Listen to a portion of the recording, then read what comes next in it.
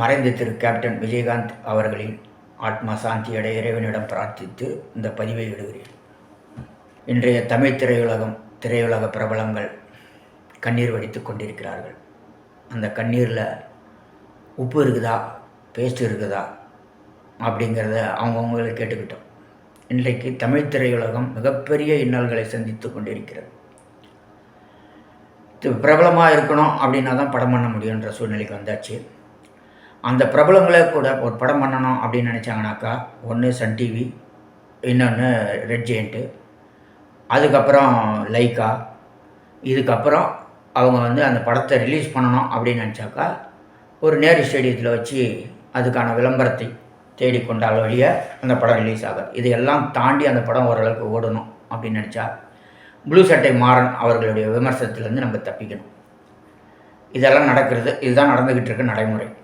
ஆனால் திரு விஜயகாந்த் அவர்கள் மிகப்பெரிய ஒரு ஆளுமை கொண்ட ஒரு தமிழ் சமுதாயத்திற்கான மிக மிக நல்ல மாமனிதன்.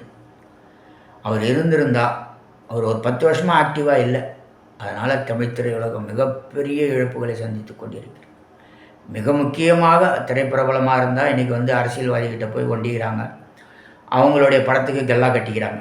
ஆனால் சிறு குறு இந்த படம் எடுத்தவங்க எல்லாருமே இன்றைக்கி நடு ரோட்டில் நின்றுட்டுருக்காங்க.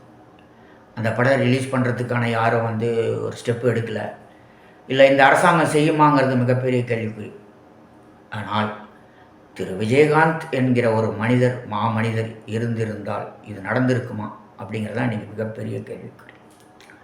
இன்றைக்கி ஒரு படம் பூஜை போடும்போதே நீங்கள் என்ன சொல்கிறீங்க, மல்டி லாங்குவேஜ் படம் அப்படின்னு சொல்லிடுறீங்க நீங்கள். ஆனால் அந்த மல்டி லாங்குவேஜ்ங்கிறது போகவே கூடாதுன்னு தன்னுடைய வாழ்நாளில் கடைசி வரைக்கும் தமிழக மக்களுடைய மனசில் நீங்கள் இடம் பிடிச்சிருக்கிற ஒரே மாமனிதன் திரு விஜயகாந்த்.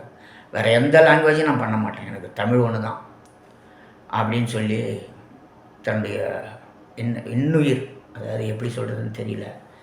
இன்றைக்கி நீங்கள்லாம் தமிழ் திரையுலகம் அவங்களுக்காக கண்ணீர் வடிக்கிறீங்க, அது உண்மை அப்படின்னாக்கா அந்த கேப்டன் டிவிக்காக நீங்கள் தயவு செய்து உங்களுடைய சிறு பங்களிப்பை முன்னெடுங்கள்.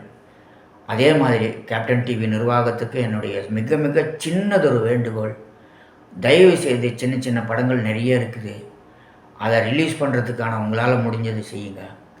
இன்னும் சொல்லப்போனால் கேப்டன் டிவி அப்படிங்கிறத தாண்டி கேப்டன் ஓடிடி தளம் என்பதை கூட நீங்கள் ஆரம்பித்து அந்த திரையுலக சிறு மிக திறமைசாலிகள், இந்த சின்னஞ்சிறு மிக திறமையான திறமைசாலிகள் தயவு செய்து வாழ வைத்து அவர்களை இந்த சமுதாயம் நல்ல சமுதாயம் வளர வேண்டும் என்பதற்காக நீங்கள் தயவு செய்து உதவி செய்யுங்கள் என்று மனமாற வேண்டிக்கொண்டு திரு கேப்டன் விஜயகாந்த் அவர்களின் ஆன்மா சாந்தி அடைய நான் இறைவனிடம் மிகவும் பிரார்த்தனை செய்து கொண்டு தங்களிடம் இந்த விண்ணப்பத்தை சமர்ப்பிக்கிறேன்.